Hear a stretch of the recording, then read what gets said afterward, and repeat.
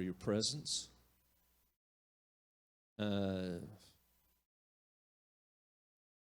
Tithes and offerings.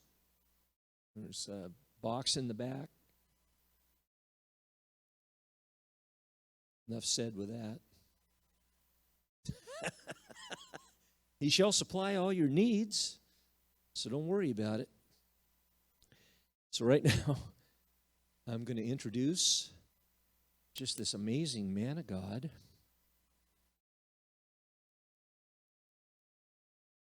To know him is to love him.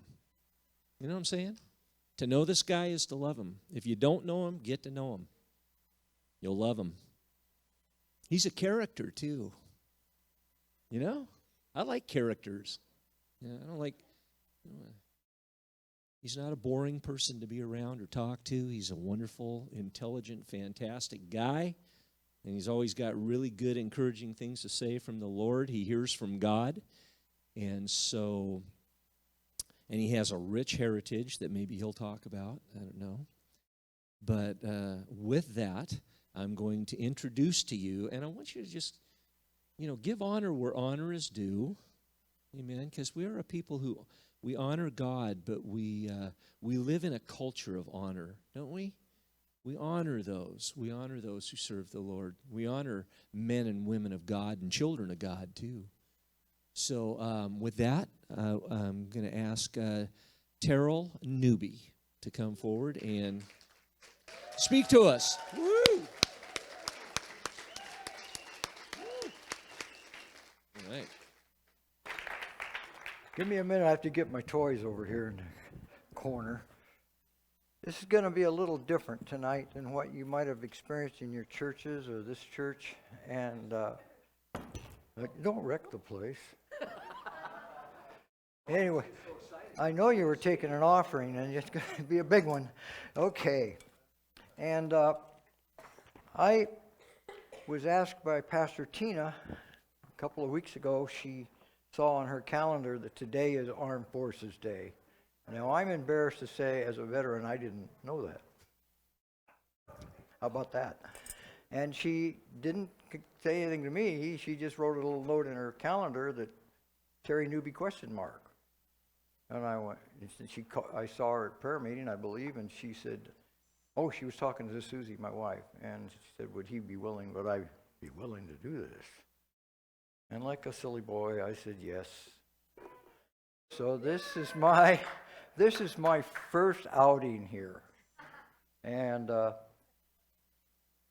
really appreciate you all coming in here tonight and hearing about what I feel about the armed forces and about a number of things. What was difficult for me, and I'll be honest with you, because I've never done this, and one of my hobbies is military memorabilia and wars and prisoners of wars.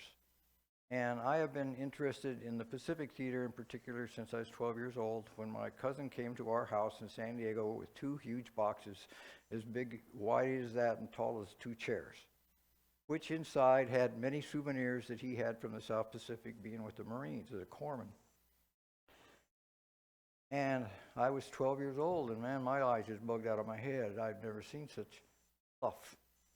Well, that started me on a love affair with Japan, and I studied the Far East histories and things like that. I worked with the Japanese for 4 years in that case. And so over the years, I've collected a lot of stuff. And as strange as it seems, I see myself as a kind of a collector of history. Today, children don't know things. They don't know. If I asked anybody in here, do you know about Gallipoli? Hold up your hand. Gallipoli was one of the most bloody battles the Anzacs, the New Zealand and Australian forces fought in World War I, and it was at the Dardanelles, the choke point of getting back into the Mediterranean. And Winston Churchill decided the Turks were on the mountains with the Germans as advisors, and he decided that he would attack them from the rear, come through the Dardanelles, and go right up these steep cliffs and just get those Germans. And there is a good movie out on it called Gallipoli.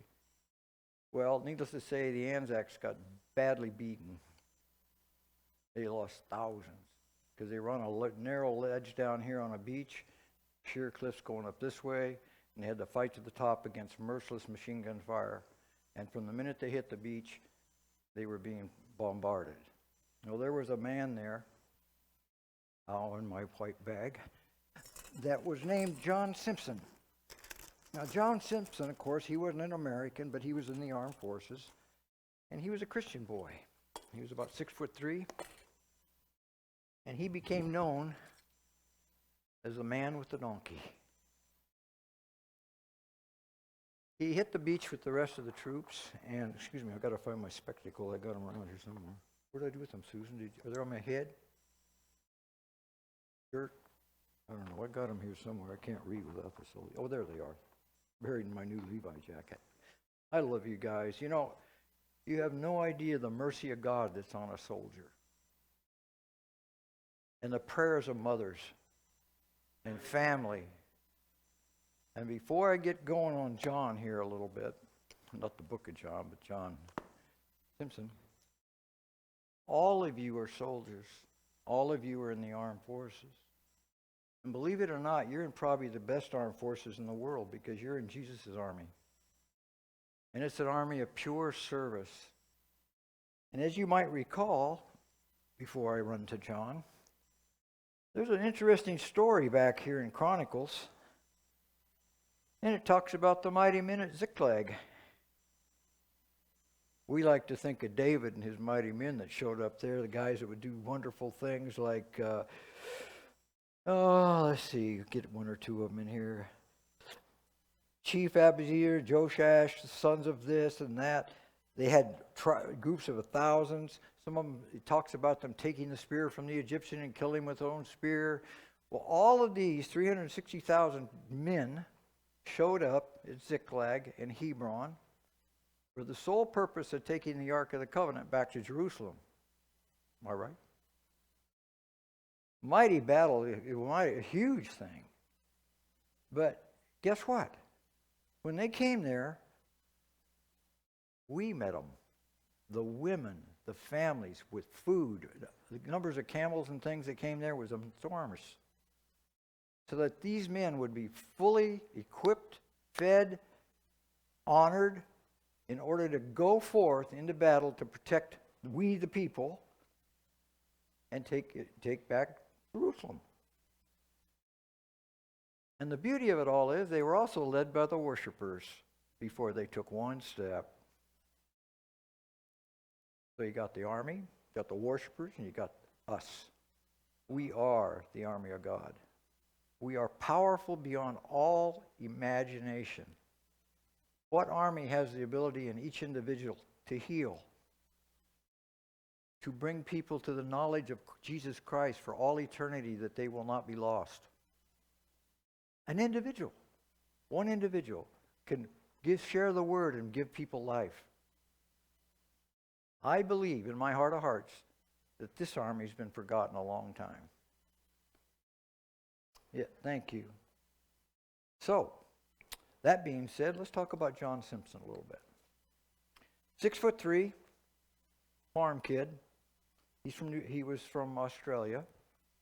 Got drafted. They all more or less joined, and he joined what they call what would be today the medics, stretcher brigade. The minute he hit the beach, he saw these little Asian donkeys running around, and he decided that'd be a good thing to carry wounded and do good service, carry supplies. So he bought one. He actually bought two. And from that day forward, you would find John, you can't see this very well, with his donkeys going up what they called Shrapnel Gully. It was the most heavily fired upon spot in the whole battlefield. Worse than being up on the front lines where the machine guns were just leveled at them. This place was awful. John and his little donkey, every day, hour after hour, would go up. He wouldn't even stop to eat. Well, when they'd see him come, both sides kind of got a kick out of him. That sounds funny, but it's absolutely true. John, he called him a light shining in Death Valley. Born again Christian, left home, his mama was his family and his dad, sisters, and he decided he was going to give it all for these wounded. You know, you can talk about it, and but to be in something like that is pretty. How many are veterans in here? I know David is back there. All my friends back here. So, any of you that have been in the field of combat, I have. If you're under heavy fire, the bullets sound like bees buzzing around you. Mortars are going whoop whoop. Heavy artillery, which I never experienced, it was mortars and the bees. They'll shake the ground from miles away. Well, these guys were getting all of that in this gully every day for hours. So John, as General C.H. Brand described him, he said, Simpson with his donkeys, as he often saw him winding his way to the beach. So he went up into the fire, wound down to the beach, where the aid stations were, the hospitals. Almost every digger knew about him. And they called them diggers because they dug trenches. So the Australians and the Anzac people, soldiers, the New Zealanders, were called diggers by us because all they did is these guys were digging trenches all the time. Okay. So almost everyone knew about him. The question was often asked, was the bloke with the donk stopped one yet? Got killed, in other words. It seemed incredible that anyone could make that trip up and down Moash Valley without being hit. Simpson escaped death so many times that he was completely fatalistic. He actually was just trusting in the Lord the whole time. He didn't think about that. He was wounded people. The movie, you guys probably saw the movie Hacksaw Ridge with Desmond Doss. Any of you didn't watch it, it's pretty hard to watch. But I had the pleasure of speaking with him on many occasions on the phone. And when he was up on Hacksaw Ridge, he would say, Lord, give me just one more. He got 75 men off of that mountain, off that ridge, and he was the only guy on top of it alive, besides the wounded. I think the work of the Lord is a lot like this. When we look up Shrapnel Gully, we can either be afraid because it's something, fear is what? Something is not real. But this is real fear. This is reality, what's coming at you. But the fear doesn't have to be there, and obviously Simpson didn't have it. He just gets his little donkeys and up the hill he go. So then he says, Simpson escaped just so many times, he seemed to have a charmed life. Simpson was frequently warned of the peril he ran, for he never hesitated or stopped in the most furious shrapnel fire. His invariable comment as he went on his way, my troubles. That's all he said. My troubles. Don't worry about me. I'm okay. So, Butler continues. If this bores you, please don't go to sleep right away. When the enfilading fire down the valley was at its worst and orders were posted that the ambulance men must not go out, the man with the donkey continued placidly at their work.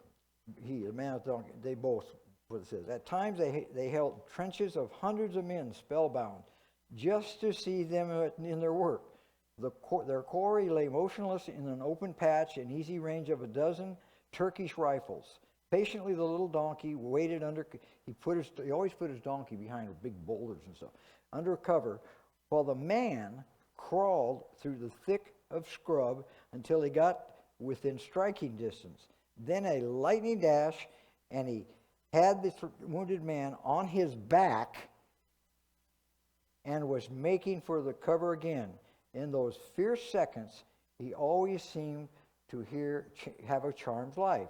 Once in cover, he tended his charge with quick, skillful movements. He had hands like a woman's, they said. This is big guys like you guys with delicate hands, you know. So then the limp form was balanced across the back of the patient animal, and with a slap on his back, the Arab donkey boy's cry for "Gee!" The man started off for the trench, trotting unruffled by his side, the little donkey. Well, the end of the story is John Simpson was killed at Gallipoli. He went up. They were all, oh, by the way, the Turks cheered him. They were all yelling and screaming when they'd see him, but they're still trying to kill him. And they were just cheering him on. I mean, that is pretty bizarre, huh? You got these Muslims up there going nuts. You got the Christians that are mixed in the groups cheering him. And it's a clash of religions. It's a clash of faith. They're all yelling the same thing when they're attacked. The Muslims are yelling Allah when they come into these blazing attacks there. But John Simpson always had his eyes on Jesus. He never shifted. He took one round from a machine gun right through his chest, dropped like a stone. He rescued hundreds of men, hundreds that are walking. One, a commanding general that didn't want to get on his donkey, and he literally picked the guy up and threw him on the donkey, and the guy's legs were badly damaged. John could never once leave a man behind. We're never once to leave a man behind. I mean, we have Jesus. We have the bounty of the faith on us. We have the glory of God pouring on us anytime we want it and all the time. But it's strange how, like the Samaritan picked up the man in the ditch after who walked by? Day after day. Here's this banged up person down there. John Simpson wouldn't have done that. I might have done that. I don't think so. I honestly don't, because I did crazy stuff. But that didn't make me anything special, and I didn't know Jesus. I was scared out of my mind. So I had some choices to make, you know. Now, that's one example. Johnson, and he's not an American. Desmond Doss. He was what? Seventh-day Adventist. Not one of those.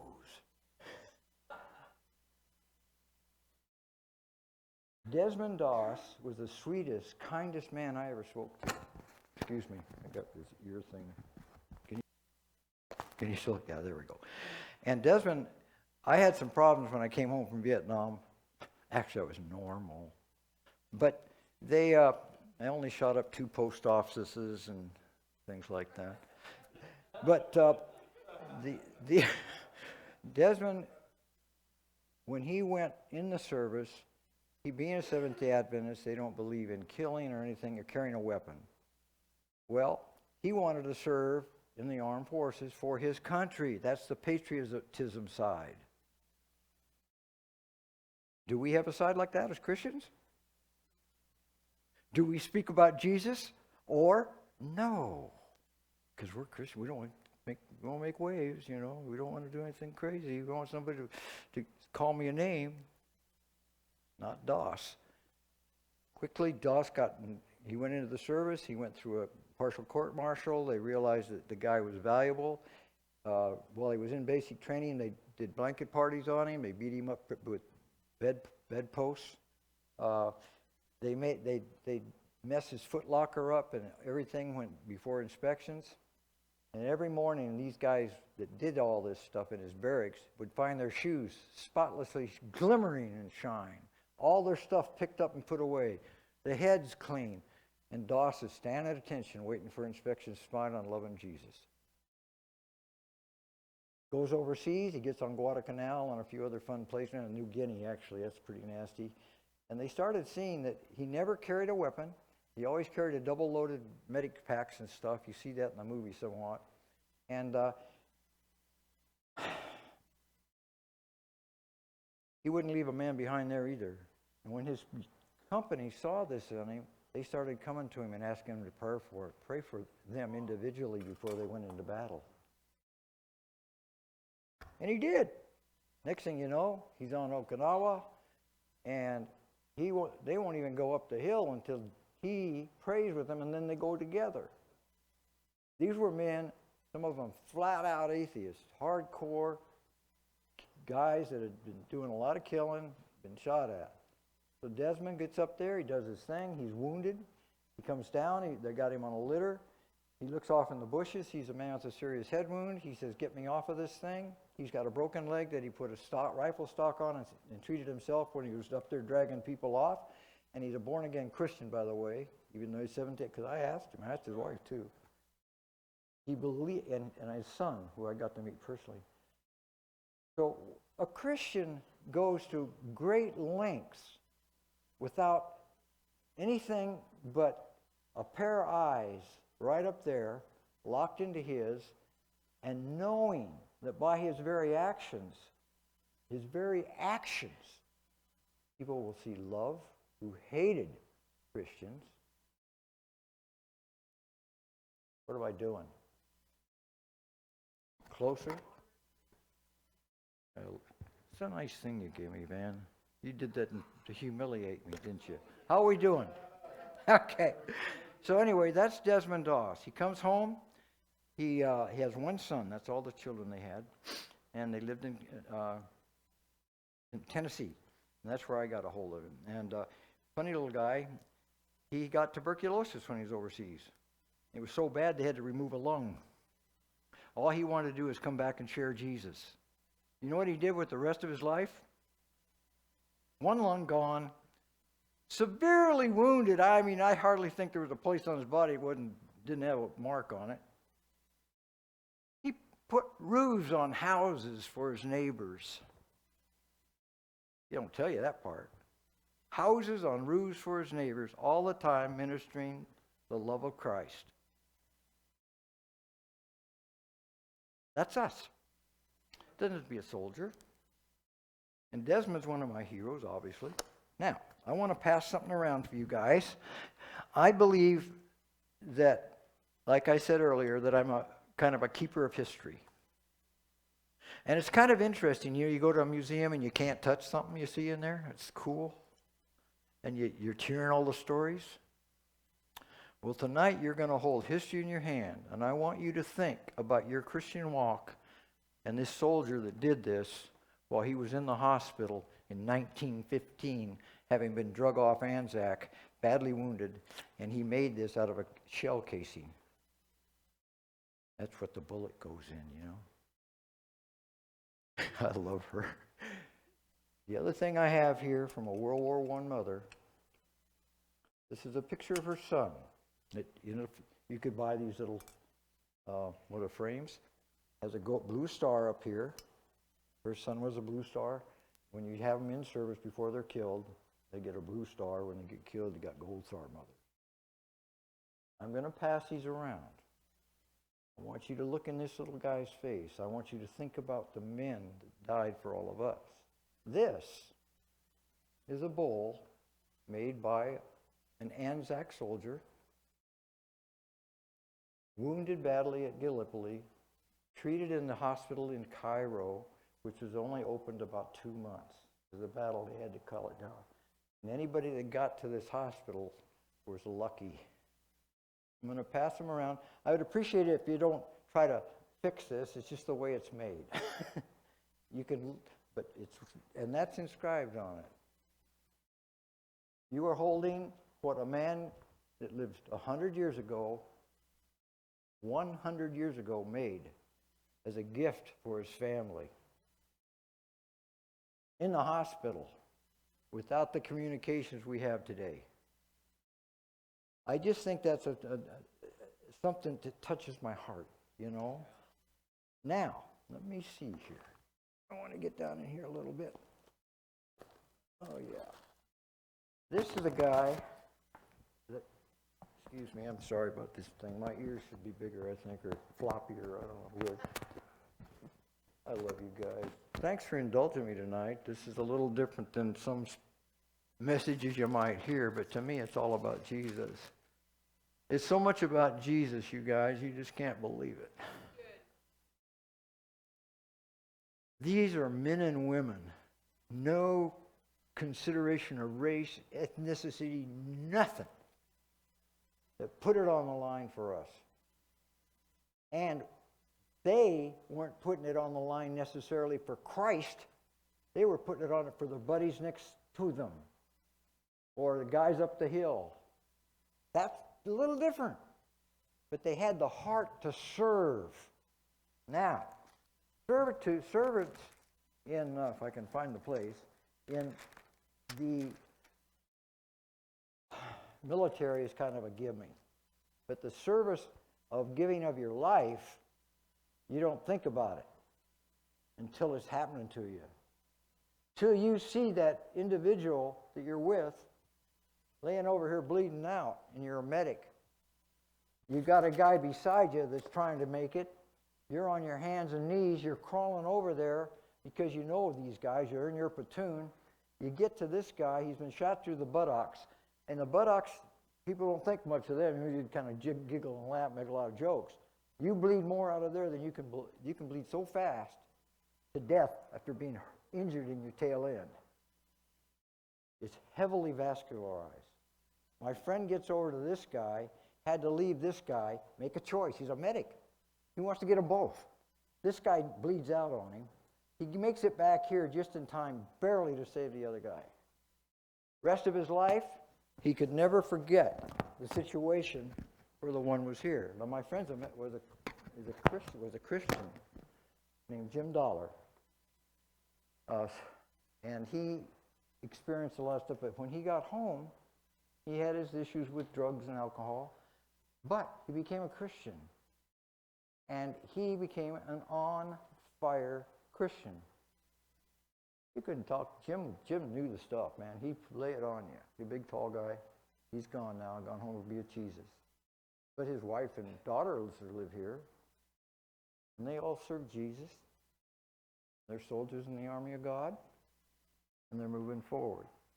This guy here, very interesting man. This is Ernest Gordon. Ernest Gordon I got to know on the phone again because I had some issues and I read his book. And he became the chaplain at Princeton. And, wow, that works. This thing just keeps falling off.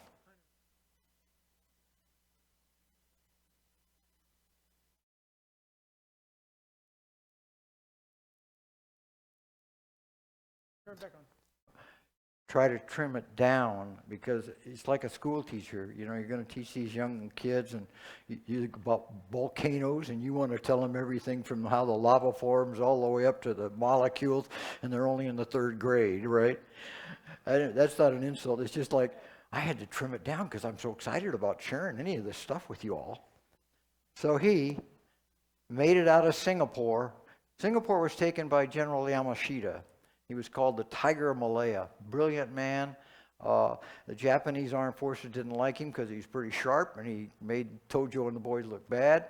So he got reassigned after that to Manchuria, where he taught in a Japanese military school. And then towards the very end of the war, he became the commanding general of the Japanese forces in the Philippines. Well, the British, who were arrogant, colonialists, thought they had all the answers. They built their little colony down there in Singapore.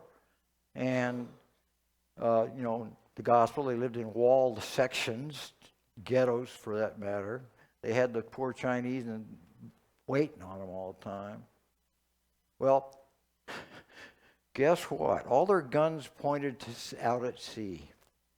Here comes Yamashita and his whole army on bicycles right down the Malay Peninsula, and they got them trapped. 70,000 British troops. Yeah. Well, Ernest was one of them. He was a lieutenant in the Scottish Highlanders, but he'd escaped on a sailboat.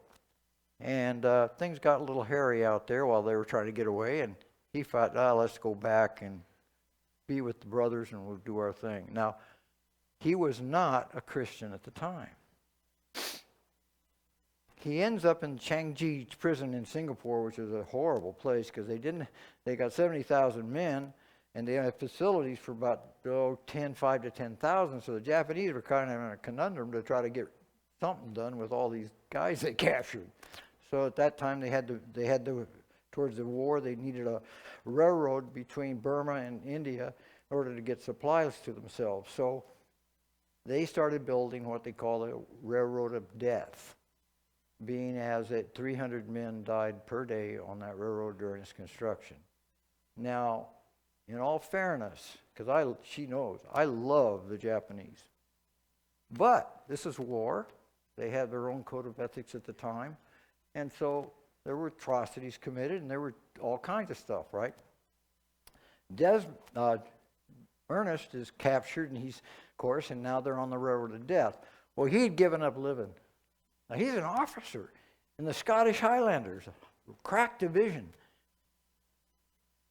He starts off his book with him laying in what they called the House of the Dead in the camp on a bunch of rice bags next to dead bodies.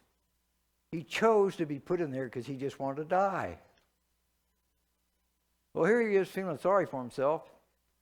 He's still mobile and stuff. He's got some wounds and all that stuff. Next thing you know, these two big bruisers come in. One's Denty and the other one that escapes me right now. And they're well over 6 feet. And they're Highlanders. They come in, they start, "You're going with us, sir." "Oh, no, I want to die." They just leave him there and start changing his bandages, such as they were.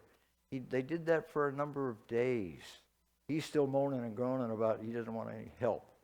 Finally, they drag him out of the place, out into the big yard, and they had built a little hut for him, just for him. And they continued ministering to him, along with, guess what? The gospel of Jesus Christ. He got saved. As a result of his salvation, they were allowed, they're being tortured, they're starving to death, and they're on the road to death working this stuff. Some people like to call that the bridge on the Kwai, which wasn't real. But he forms a church there. They're allowed to have church services. 80% of the camp is saved from a man who didn't know Jesus. 80%, and that's documented. They built an altar, they had the cross, they had everything. But the tragedy of one thing did happen. Denty, the biggest of these guys, they noticed he was kind of getting skinny. He was big. I mean, he was fit. Well, what he'd been doing, and a bunch of others, was they were sneaking out at night and getting quinine, medications, food, anything they could get their hands on to help these other guys. And they weren't eating themselves or treating themselves. Denty got caught. They crucified him on a barn door towards the very end of the war because he refused to give up doing this stuff. Because these men needed Jesus, they needed food, they needed medicine, and it's no different than a battlefield. He took care of these guys right up to the end. That death looks horrible, but who paid the same kind of price? Anybody know? Want to hold up their hand and guess? Jesus! Come on, guys. He died for you and me. He got beat to a pulp. I don't know. I'm kind of excited about this stuff. Now, can we move on? Is that okay? Everybody all good? No sleeping? You need to get up and go to the bathroom? Oh, you do.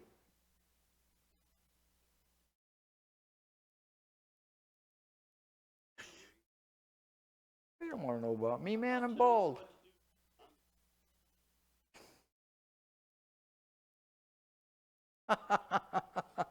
Well, let me finish. Thanks, John. I'll have them make them hold up hands when I get done here. Okay. Now, I want to share a really neat story with you about a young pilot, First Lieutenant Don Kennedy. I'll pass this around. Don Kennedy, I'm not sure he was a Christian, but he may well have been. He flew Thunderbolts out of Ishima. He got killed in a skip bomb. I'm going to pass it around. Oh. So he got killed off of Ishima at Yoka. I could look it up here. I got it. One of them. Anyway, it's got a letter he sent home to his mother. It's got the little flag he got over there and sent home, Japanese flag. It's got pictures of him with his planes. And he died serving his people and loving his mother. That's a handsome young man who gave his life for us. John Kennedy. And he's got a girlfriend picture back here and his sister, and he's got a Japanese Nambu pistol, type 99, or 19 in his hand, or 14. And he's an interesting guy because you can see by reading in his materials, he was excited about flying. He said, "Mom, look at this picture. This is the plane I'm going to get next." And I mean, he's young. He's been flying, I forget what, he hasn't got into the P-47s. They call them the jugs. They were an engine on a frame that flew you. It had a lot of torque, right? That's Chris Hannibal back there. And his lovely wife. And you guys should get to know them. They've seen some stuff. Okay, back to my story. So that one there. Then I talked to you about mothers. And this I'm going to pass around too. This is what the president would give somebody after they died. Sent this thing home. That's an original. Now, here's these little soldier boys like I was. I got drafted, by the way, and I cried like a baby. I thought the worst thing that ever happened to me. I thought the world came to an end. I just stepped off the end of the earth that it was flat, you know. Well, I decided to make the best of it, and I did. I became an officer. I went through OCS and regular grunt stuff. Took me 6 months in OCS of pounding before I learned how to behave myself. This is something you'll never see outside of this room, probably. Told you about the gold blue star mothers. How many stars you see on here? Count again. This woman had 6 boys in the service in World War I. I can't tell you if they all made it home. 6. I don't know what nationality she was. She was an American. She loved her boys, and she gave them to us to serve in World War I. I'll start this one over here. It's made out of silk. It's all hand done. These are called pillow flags. Just to tie it at home with you guys and me. So, you're in the service, everybody else is at home, and I want to tell my mother I love her or my sweetheart, right? So I bought one of these hokey pillow covers. Now that's something every girl wants, right? Wants that right on her bed, man. She looks there and there's old George's little pillow cover on her favorite pillow with perfume on it. Well, this is from Fort Riley, obviously, and it says, "Mother, no friend hath so near to me, no comrade so true, no pal half so dear to me, mother, as you. No love half as sweet to me, no heart half so fine, as the love and the heart of you, mother of mine." Now they got these things. I've got a lot of them. I just love them. I think they're just really kind of a statement. World War II, World War I. This is probably World War II. And Fort Riley, Kansas, is where my unit formed. That's not the one I sent to my mother. My mother would probably beat me if I'd sent her something like this. She was pretty ornery, and so now I got to look in my bag. I've always got things in my bag. You never know what I'm carrying around. Now I want to do something special here. I really have a heart for Mike and his wife, Yuko. And tonight this is a statement. Now I want to give you a statement of something. The Japanese, as you all know, suffered horribly as a result of the atomic bombs. I'm not going to give an opinion either way. Just to say they suffered. They also suffered horribly from firebombing, just like Dresden and everywhere in Europe. They did all they could to recover with what they had left by rebuilding their cities. We helped them, of course. And they're a particularly sensitive, beautiful, quiet people who have, like the Koreans, my friend over there, they have a sense of nature. And the Zen Buddhism is one of the key religions, but if you look at it, it's kind of like Christianity. So Christianity in and of itself is the best of the best. But they had a faith that was one God and all this. and they painted, they did embroidery work. I can't tell you, they're really elegant. Their women are elegant. Their men are strong. And a friend of mine, he became a friend, named Jake DeShazer. When I met Jake DeShazer, he was about 80-something. He was the oldest member of the Doolittle Raiders when they formed up. He was 26 years old.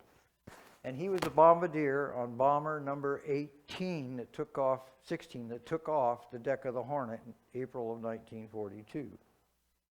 His bomber crew... What? My wife is signaling me. I don't know what she... Oh. In 1942, and all the members of his crew except one were captured. Okay? They executed Spatz and another one, and they took Jake and the others, and they took them to Tokyo, and they put them on trial. Well, you know how that would go. It was a show trial. And so, but what was interesting about that trial, Tojo didn't allow them to be executed.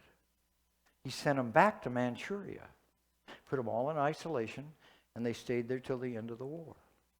Jake hated the Japanese with a purple passion. He couldn't wait to get out and kill a few. He was just frothing at the mouth. Well, guess what? About halfway through his last third or two-thirds of his sentence, of what he was in there for, until they got released, they asked for some books. And guess what one of the books was? Hallelujah. Don't you know? Don't you know? The Bible. What's that? Well, here's old Jake. Each prisoner got to keep it for a grand total of 2 weeks. Then they had to turn it to the next guy. Well, while Jake had it, he memorized the whole book of John in 2 weeks. Got saved. God started meeting him in his jail cell, literally telling him the day World War II was going to end, to the day and an hour, not hour, to the day that the Japanese would surrender. He had no way of knowing it. They're in isolation. The guy that had been beating him, his guard, would open the big heavy door, Jake would and call him out, and as he went back in, he slammed the door on his foot, okay? Jake started witnessing to this guy, pouring his love onto him. They met years later at a campaign of Jake's in Japan, and this guy had gotten saved. He apologized. Jake says, "You're nothing to apologize for. I love you." This guy beat the snot out of him. You like that language? It's bad language, isn't it? Okay, so here's Jake DeShazer. He gets saved. You want to take an offering? Oh, thank you. So Jake gets saved. He's in his cell, and the Lord speaks to him. He says, "I want you to, when you get released from here, I want you to get an education and come back to Japan as a missionary." What do you think he said? No way in God's green earth I'm going back here. You can't make me. You can't drag me. You can torture me. I'm not doing it. Didn't happen. Guess what? God put the screws on him. He threw in the towel.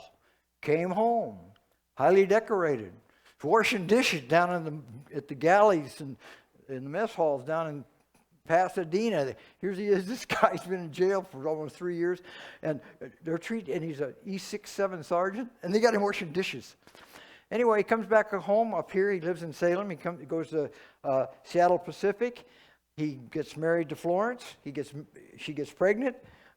They hop on a plane, fly back to Japan, and he stays there for the next 32 years. He establishes 23 or 27 churches, some of which are still going today. He ministered the gospel left and right, and he wrote a tract. And this isn't the tract, but it's kind of like, I'll pass it around too. This guy on the right here, that's Mitsuo Fuchida. Who is Mitsuo Fuchida? Anybody know? He led the raid on Pearl Harbor. He developed the shallow water torpedo technology so they could go in there and sink those battleships. And he was a commander in the Japanese Navy. The only reason he didn't end up at Midway, he got appendicitis. Sharp cookie. He's going to down to the Tokyo War Crimes trial to testify on behalf of one of his friends. He rides the train in. Now he's a farmer. He gets there. Somebody hands him a tract, and he's reading it, and it's talking about forgiveness and the love of God and this God that he doesn't know and all this. So when he gets off the train, he goes to a bookstore and buys a Bible. By the time he got home to his home in northern Japan, he was a born-again Christian, on fire for God, had his life threatened, was thrown out of his house. Everything under the sun was starting to implode on him because he became a Jesus lover. He ended up ministering all over the world. He was a pilot. He kept flying. He worked for the sky pilots out of San Jose. He wrote a book. Modest man, died of diabetes in 60-something. And that's the fruit of Jake DeShazer.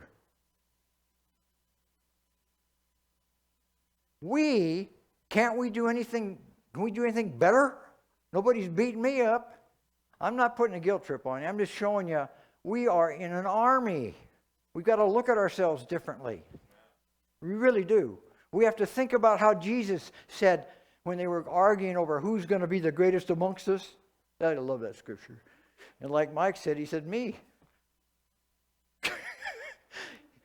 Jesus told him what? Who's the greatest? The lowest, the servant. All soldiers are servants.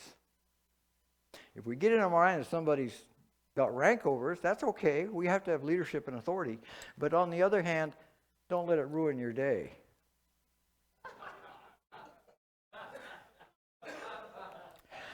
You know, because I love this couple a great deal, and she's going to have, and he is too, she's going to have become one of the finest missionaries that Japan's ever seen. I'm serious. I've seen it. I've known it because she's got the right husband. And not just that. Music, they both love Jesus with all their heart, and he will always cover her back, her six as we call it. And I want to give her a gift tonight publicly to encourage her and her husband to get on this project that they're going to go on. This, I'm not going to pass this around because I'm going to give it to her. It's a piece of Japanese lacquerware, hand-painted in gold paint by an artist. He signed it. And it used to be, you can use it for a card case, or you can use it for cigarettes. They used to use them for cigarettes, which isn't bad. It's okay. You can live with cigarettes. A little smoke on your clothes ruins everybody's life. But, you know, hey. So what I'm saying here, which I think is something we all should good. Wars are horrific. But Jesus told me he can make beauty out of ashes. This was made in that period I told you about where they didn't have any money and anything to do, and they had to have talented, famous artists were putting out stuff like this just to live and help their families.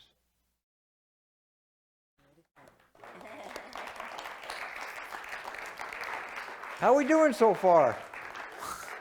Oh gosh, it's not midnight yet. Okay. Have I got anything else in my bag? No. Now, so we got Desmond Doss, we got that one, I got to think a little bit here. Got my donkey buddy. Oh, here's an interesting one. This little book is written by a guy named Damon Runyon. Anybody heard of Damon Runyon? Have you heard of him, Chris? Who said yeah? Tell me about him. Okay, Damon Runyon worked for the New York newspapers, and he was the guy that wrote Miracle on 13th Street and all those funny movies you see about low-class gangsters, the real kind of third-rate gangsters. They have funny names like One-Eyed Joe and Pork Face and all these. I love him. And as a kid, I read a lot of Damon Runyon. Well, what I didn't know about Damon Runyon, he fought in the Spanish-American War in the Philippines. And he wrote a book of poetry. I had no idea the guy wrote a book of poetry. And I saw this, and you can see the pages are rough cut and everything. He came back and made a big impact on America, just on life in America. I don't know if Damon Runyon ever became a Christian, but the idea being he was in the Army, not to be hard on us, on the Americans, but to rejoice in our uniqueness by the character of who we are. Character of who we are. We have a unique character. It's in this room. Totally unique. So I was pretty excited when I found that and read some of the poems about the Moros and about the Sulu people and all these people and about the soldiers and the mothers. Same story in all the wars. Now, I'm going to just try to wrap it up, but I have to do this. I'm going to road test something on you, okay? I wrote this silly stuff, some stuff to consider. And I was working, it just started coming to me in 2009. I don't know what was going on. I'd be sitting there and some little ode or poem would come up, and I just write it down. Susan can attest to this. And I want to read a couple of these because they represent those men I know and the life I've experienced after I was a Christian and how it's impacted me a little bit as a soldier. Would that be okay? We can go with that? All right. The first one's called Pretzel Bob. Oh, wait. I don't want to do that. Let's do this one. It's called June 1st, 1966. And it's about a battle Pretzel Bob was in. It was one of those Vietnam days, June 1, 1966. The call came forth. Mount up, blood would flow. But the 101st did go, young men all, 15,033 mobile assaults, to Dak To to meet the NVA foe. The C-130s flew into the jungle so green, yes, the cool central highlands of Vietnam, Dak To. The battle was fought, day and night it raged, bunkers to trench lines, spider hole to bamboo thicket, ragged and worn the 101st, punched the NVA's ticket. It was June 21. Out of the chaos, mud and blood, came the few who understood. Those who knew the meaning of brotherhood. As Christians, we heard that the other night. As Christians, don't we have a brotherhood? We shouldn't be out there having, pissing matches. Because we go to this church or that church. We should be saying, hi, brother. What can I do for you today? Now, one of these, a young trooper, so forever changed, Bob was his name. He came home, but no one came. No one cared about the haunting names. Dak To, Tan Khan, Tan Khan Valley, Operation Hawthorne. For Bob, it would be 40 years of pain. It would be his second campaign. The years passed, children grew. Bob aged. Then came, oh, you guys, my whole thing tonight, Jesus! Then came Jesus. 40 years of misery. Then came Jesus. My, oh my, isn't that nice? Okay, his life changed.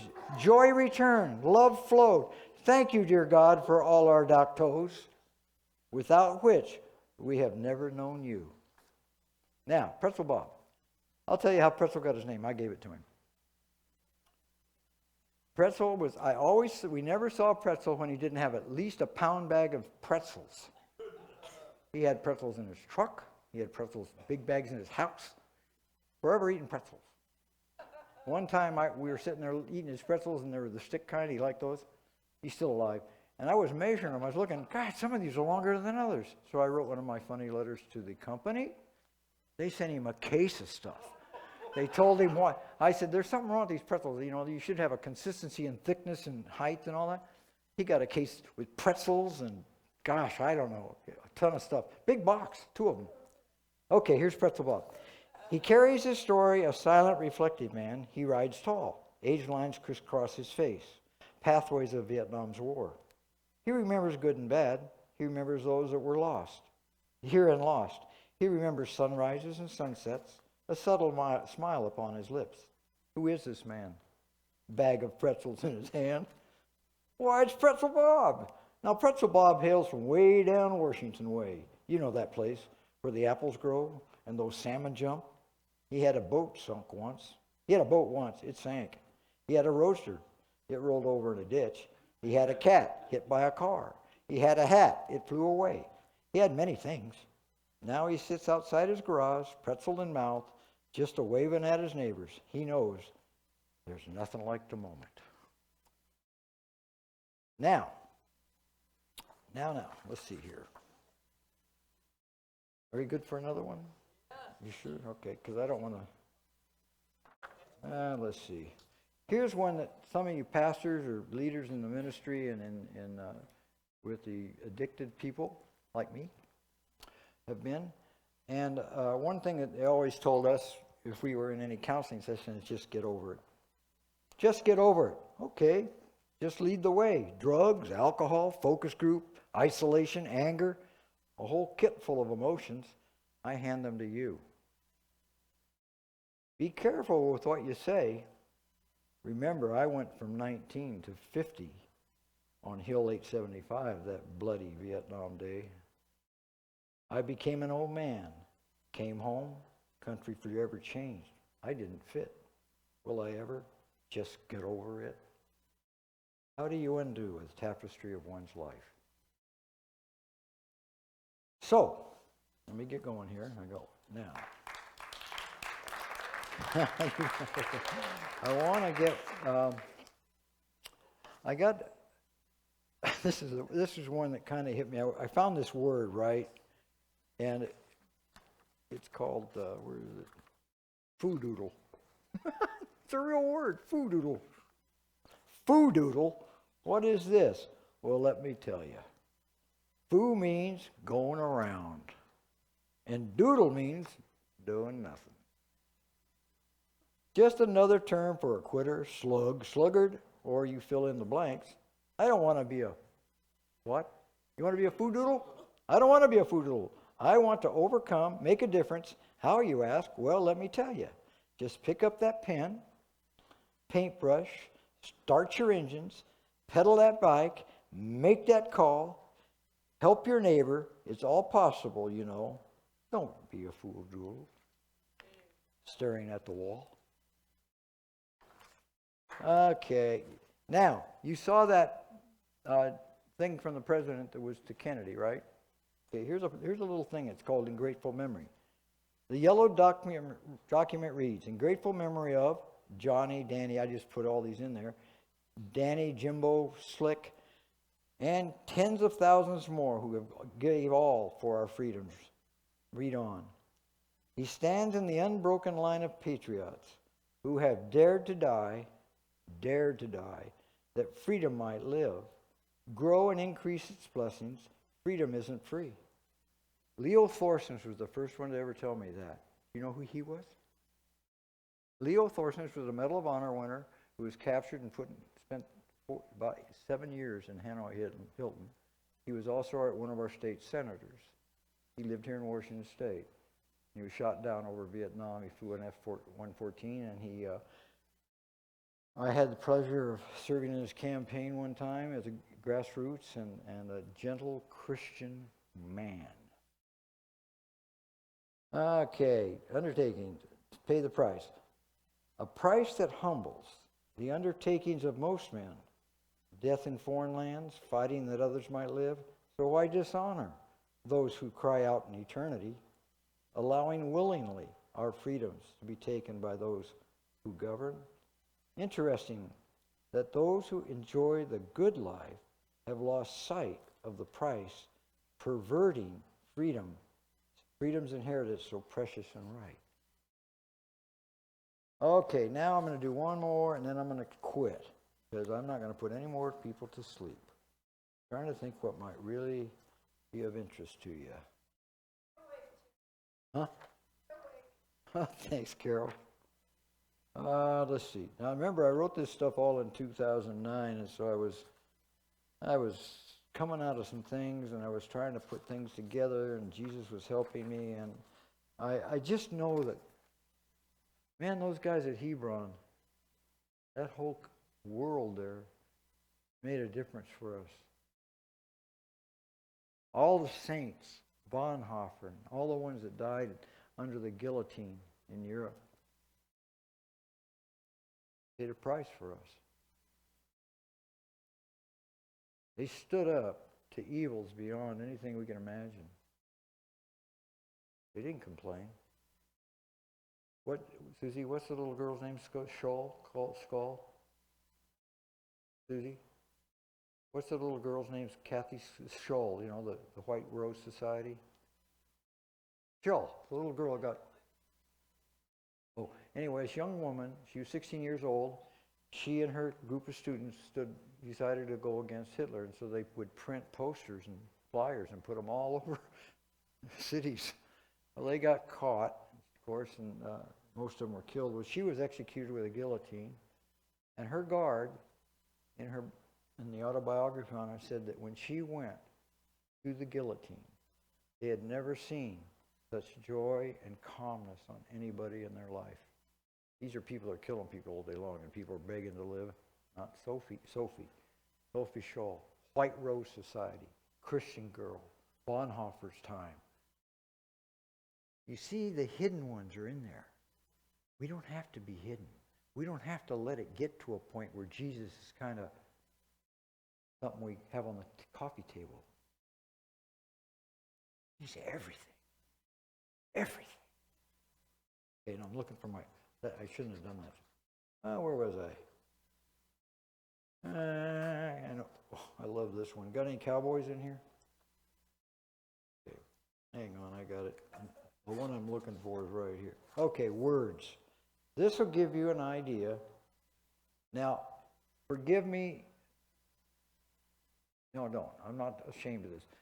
When I wrote this, President Obama had just made a speech, and this was from the speech, and it really, as a veteran, troubled me.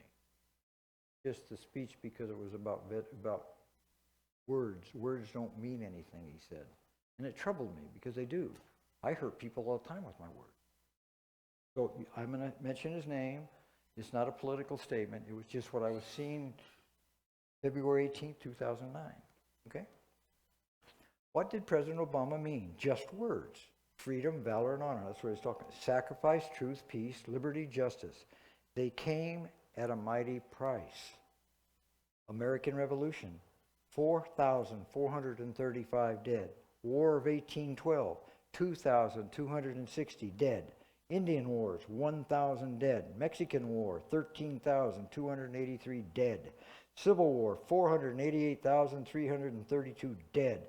Spanish-American War, 2,446 dead. World War I, 116,516 dead. World War II, 405,399 dead. Korean War, 36,574 dead. Vietnam War, 58,209 dead. Desert Shield / Desert Storm, 482 dead at that time. Global War on Terror, 4,865 dead and counting. The total dead of these young men and women who gave all believing, all men are created equal, 959,819 sacrificed. They believed in words and deeds. That being said tonight, guys, I appreciate your indulgence. I appreciate your time. But you are soldiers. You're soldiers. This is your day. This is your day to refresh your minds. Refresh, like my brother said tonight, Kevin, about the Word of God. Who are you in Christ? What is your purpose and your mission? I am being personally rebirthed. Not doing it is like I like. I get nasty. I've treated my wife with my mouth not like I like. I've hurt her little heart. Okay, this is our 30th wedding anniversary in a week. This woman has put up with me like you wouldn't believe. She's phenomenal. She knows how to forgive. She lives it out for me, my wife. I'm proud of her. That she has that Jesus heart. She could look for all the faults in me and beat me up with them, but she doesn't. If we have a bad fight, and it's usually on me, she comes to me and asks, what can we do here? I forgive you, Terry. That step of forgiveness from her to me will flip me every time to seeing what I'm not being a servant I should be to my wife. It's all about Terry. And I believe that Jesus, when he said the greatest amongst those who take the least place should be the servant to all. You can't be looking at yourself. Now I'm going to confess something, and then you'll feel better about this message. 2 days ago, I was being hammered by the devil. And I told Susan I was going to bail out. Yeah. Chicken. Because I was looking at me. I was worried about what my fellow brothers and sisters would think of me. Or what it would be a failure because I mispronounced a word. Or it would be different than what is usually a sermon, a good sermon. God told me what to do, and I was fighting it. I am so glad I have a wife that encouraged me. Friends that prayed for me, like Van, I called him. It was a serious deal. So, you can blame this whole thing on them. But I want to pray for you first. Jesus, you have got an army sitting in here. You've got generals, and you've got them all. They know it. Sister Freya and her gang, they're going to get out there and kick it. We're going to see some stuff. I'll tell you, it's time. It's time to have fun with our friend Jesus. It's time to gather together in brotherhood. It's time. It's not, I'm going to do it tomorrow and we'll get around to it. There's no getting around anymore, guys. The getting around's over. The guns are firing. But I'll tell you what, the love on you two is going to blow apart on people. You are going to get really bold. You're bold already. I love your colors you wear and you come. And this guy here, oh my goodness. I have a friend that comes here named Greg Towery, and I would really like you, when he had to go home tonight early, get to know him. He ministers with Marvin, what's his last name?